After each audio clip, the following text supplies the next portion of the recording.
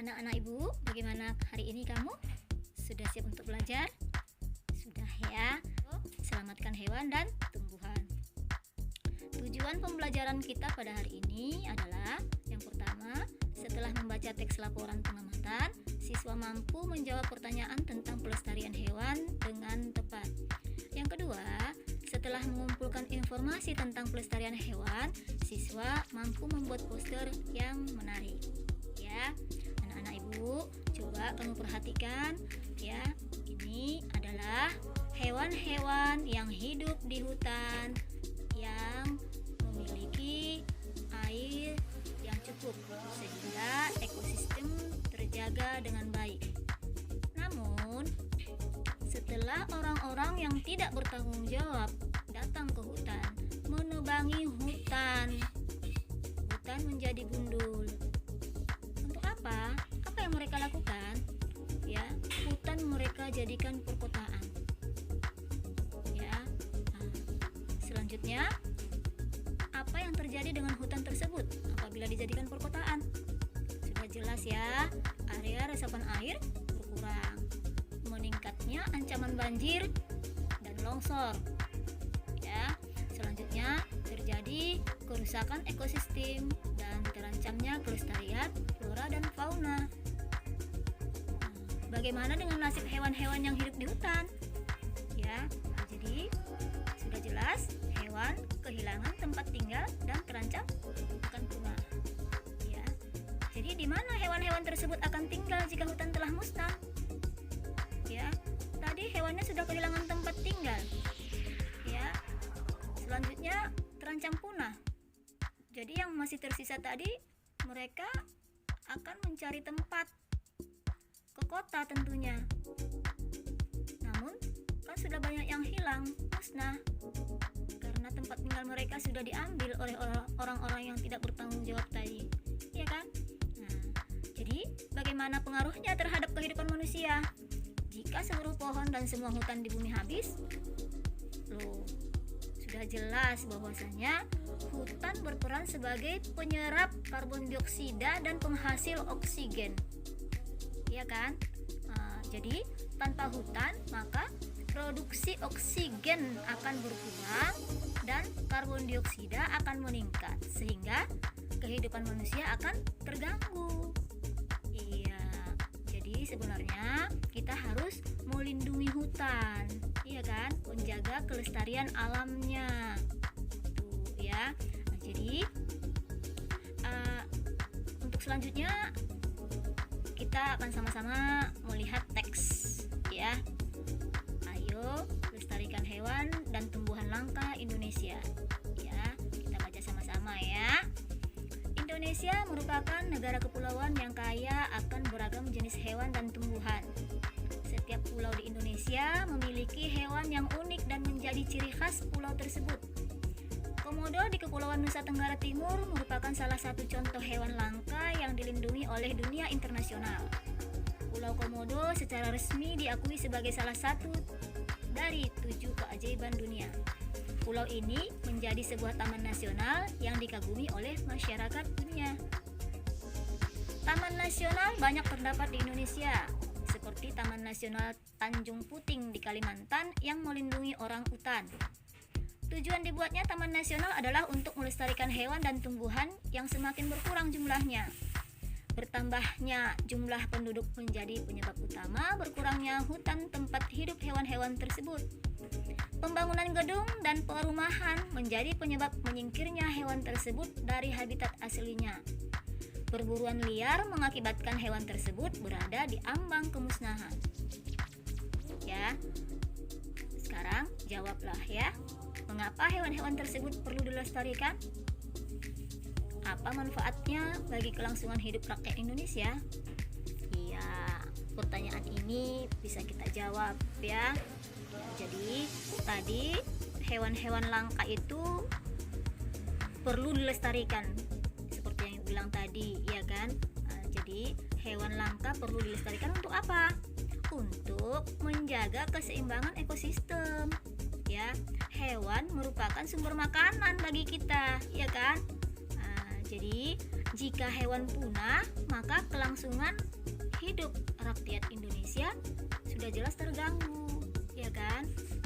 Jadi, untuk itu kita perlu melestarikan hewan dan tumbuh-tumbuhan, ya, terutama yang hampir punah, ya.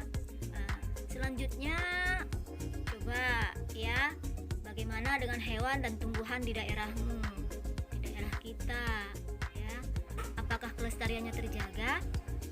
Nah, sekarang kamu cari dan kamu kumpulkan informasinya ya, Nak.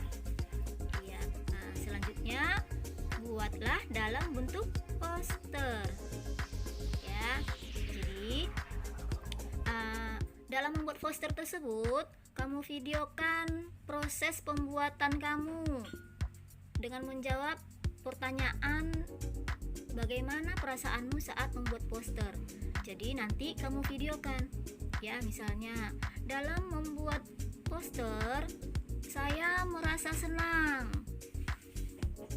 ya. Selanjutnya, apa kesulitan yang kamu hadapi saat membuat poster?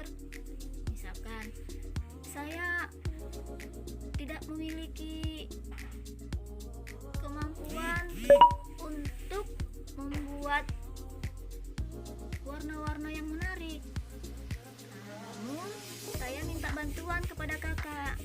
Jadi saya dapat membuat gambar yang menarik dengan warna-warna yang menarik dalam pembuatan poster.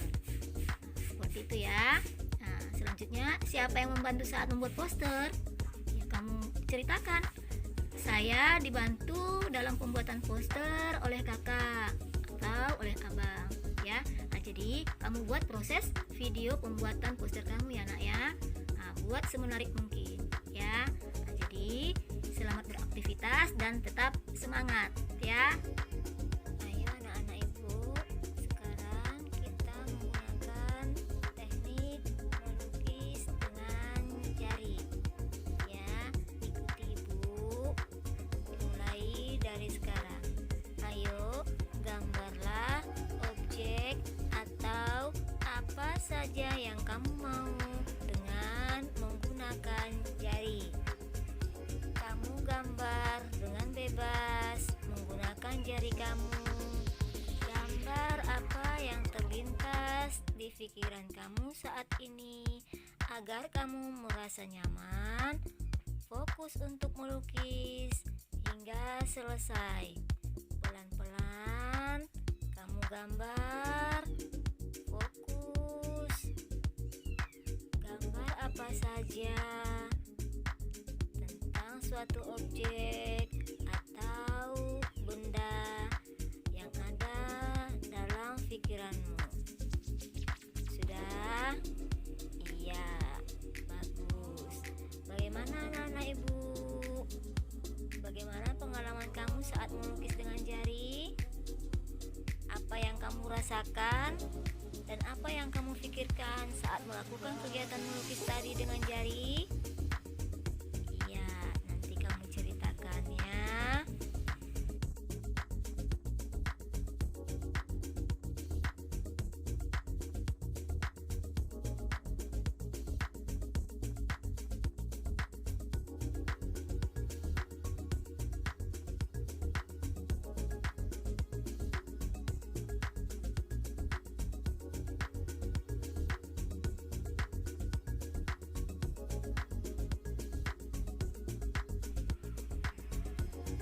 Baiklah anak-anak ibu, untuk selanjutnya mari kita gunakan teknik kesadaran penuh atau mindfulness dengan teknik stop, ya. Nah, yang pertama nanti adalah stop, berhenti sejenak melakukan aktivitas, dan selanjutnya kita nanti menarik nafas secara berulang. Selanjutnya mengamati apa yang terjadi setelah kita mengambil atau menarik nafas. Baru yang terakhir kita lanjutkan nanti. Itu untuk langkah-langkahnya, ya. Nah, jadi anak-anak ibu, ayo kita fokus ya. Kita mulai dari sekarang. Pejamkan matanya anak-anak ibu, ya. Berhenti sejenak dari kegiatan kita. Tarik nafas nafas dalam-dalam dari hidung. Pelan-pelan keluarkan dari mulutnya. Masih pejam mata ya nak. Ayo tarik nafas lagi dari hidung. Pelan-pelan. Tahan. Keluarkan dari mulut pelan-pelan. Kita ulangi kembali. Tarik nafas dalam-dalam dari hidung. Tahan. Keluarkan pelan-pelan dari mulut. Sekali lagi. Tarik kembali nafas dalam-dalam dari hidung. Tahan. Keluarkan pelan-pelan dari mulut.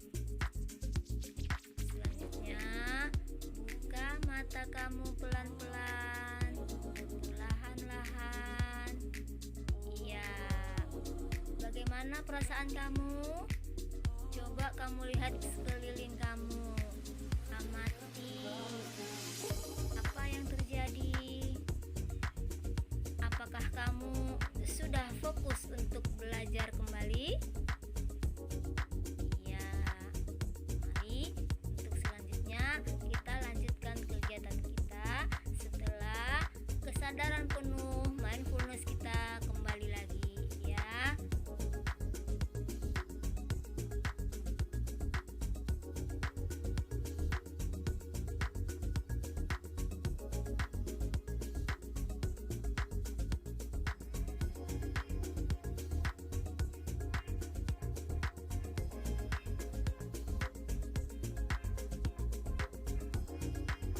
Perasaan saya awalnya khawatir tidak dapat melewatinya, namun saya merasa lega setelah semua proses selesai.